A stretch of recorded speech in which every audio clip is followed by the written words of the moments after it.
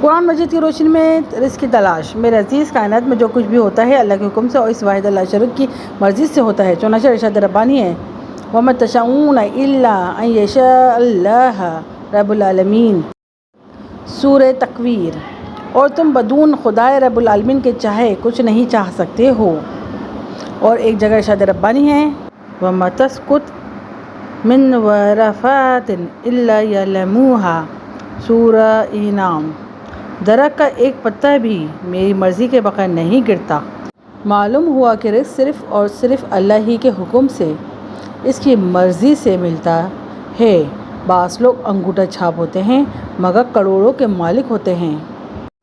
بعض لوگ اعلیٰ سے اعلیٰ ڈگری لے کے نوکری کی تلاش میں گھومتے رہتے ہیں۔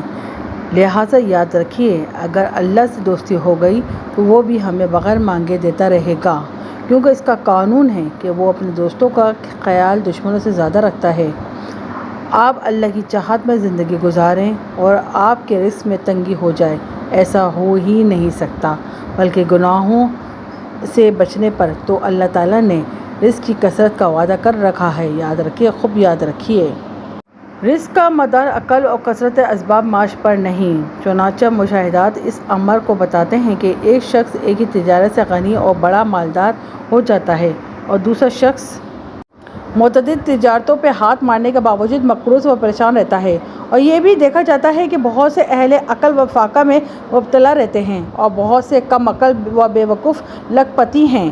بہت سے پڑھے لکھے معاش اور رزق کی تنگی کا شکار ہیں اور جاہل انگوٹھا چھاپ کروڑ پتی لکھ پتی ہیں۔ رزق کا دینا اللہ تعالیٰ کے ہاتھ میں ہے، جس کو چاہتا ہے بے حساب روزی دیتا ہے اور جس کو چاہتا ہے روزی کم کر دیتا ہے۔ قرآن حکیم میں رزق کے متعلق کئی آیات آئی ہیں، صرف چند ایک آیت کا ذکر یہاں کیا جاتا ہے جو درج ذیل ہیں۔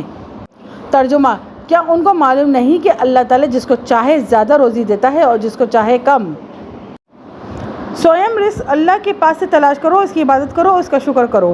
اللہ تعالیٰ قرآن میں فرماتا ہے یَبْسُطُ الرِّزْقَ لِمَن یَشَاءُ وَیَقْدِرُ، جسے چاہتا ہے کھلا رزق دیتا ہے اور جسے چاہتا ہے تنگ کر دیتا ہے۔ سورۃ الشورى آیت نمبر 12۔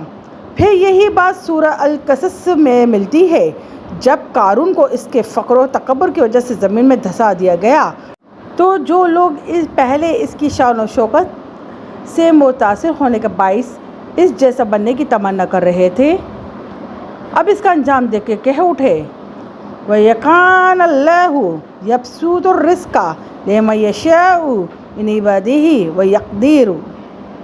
ترجمہ: افسوس، ہم بھول گئے تھے کہ اللہ اپنے بندوں میں سے جس کا رزق چاہتا ہے کشادہ کرتا ہے اور جسے چاہتا ہے تنگ کر دیتا ہے۔ سورۃ القصص آیت نمبر 82۔